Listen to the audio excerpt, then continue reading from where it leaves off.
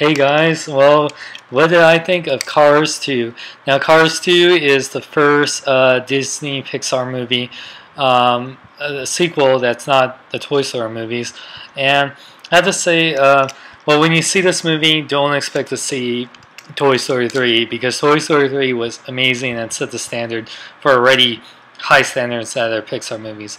Now, spoilers ahead. Now, Cars 2 is interesting. First off, I have to say the 3D was amazing. It looks great. Of course, it's Pixar movies. 3D looks great, and very polished movie. The settings that this movie takes place in is just absolutely beautiful. And Pixar attention to detail in their animation is always top notch. Now, the story, however. Like this movie is very different from the first movie. If people were worried they were going to see like the first Cars movie, it's definitely not. This movie is more action, but it's also, I don't know, like the story is very, it's centered around Mater instead of Lightning this time. Which Mater was a big character, of course, in the first car, but it's more about him than it is about Lightning, which I kind of like. I didn't realize it was going to be all about Mater, or mostly about Mater. And yeah, Lightning definitely plays supporting to Mater than the other way around. And it's weird. It's just about like this one guy that's voiced by the Lizard that's trying to make this be like electric car or this like natural gasoline.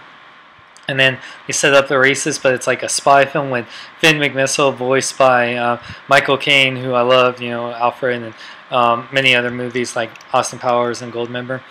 But yeah, it's one of those movies. It's like they take a very spy approach, and this movie has its dark moments. Like they say "kill" a bunch of times, and you see a couple of cars like agents get cubed. I'll say and. Yeah, it's just one of those movies that, like Pixar, like I said, has a very high standard of caliber of animation and storytelling. They always hit me like emotionally, like in a bunch of the movies, the Toy Story movies and Monsters Inc. and Up and the Wall-E and this movie definitely I feel like they made it just more of like a Spy Kids movie with cars. It was very, high gadgets and, a lot of action, like I said. But it's just really about, the gist of it is just that,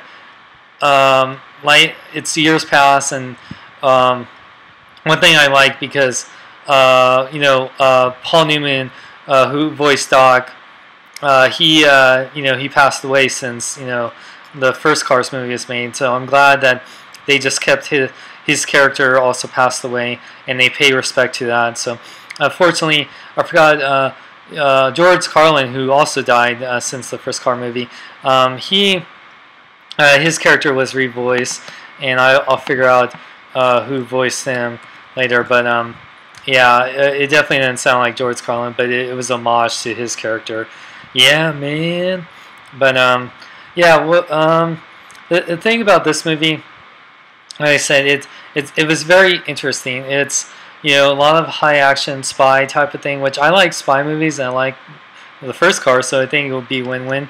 But I just don't like it was centered around me. It was funny, but not as funny as it could have been, and it's just more about Lightning and Mater gets caught up in this spy mission thing, and then they think he's an agent, and then Finn McMissile and Holly Swiftwind or whatever, they think that he's an agent, but he's not, and they try to take down who this gang of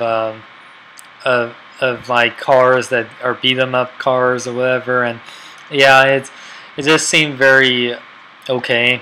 And then Lightning just races, and he gets in a fight with Mater, and Mater realizes that he does nothing right, and that people just think he's dumb, and then after the end, Lightning realizes he was a jerk, and then he should appreciate Mater, and then they stop the guy, which the twist was the guy that was making the clean Gasoline was the bad guy all along, and then I don't know. It was just like the movie. I'll just say this: the movie was I'm like so over the place. So the action was cool, the animation was great, the 3D was great. The story just was a little too kid friendly for my taste. It's like kind of how when there's a lot of cartoons nowadays, the ones I really like Avengers and Young Justice, cater to more people my age and or to kids that seem smart and like something that's like more that all ages can like. But this one, it seems like Cars is only like the kids really like, and they made this movie just to sell more of these cool little Hot Wheels type of Cars figures. But yeah, just like I said, it's not bad at all. It was great to see in theaters, but it just wasn't. I liked the first one better, and I just kind of the story just fell short to me, and yeah. So, like I said, Pixar has very high standards to me, and they just didn't meet it with this one. So overall, Cars 2, I would give it a thumbs up, which thumbs up and a half maybe, which is a 3.5 out of 5. You know, it's worth seeing in theaters. Probably watch a matinee. Don't see a full price, especially if you want to see in 3D, which the 3D is good. But I actually like Kung Fu Panda better, and like usually I like the Pixar movies better than the DreamWorks movies, but this year I like Kung Fu Panda better. But yeah, so Cars 2, that's what I think. You know, get her done.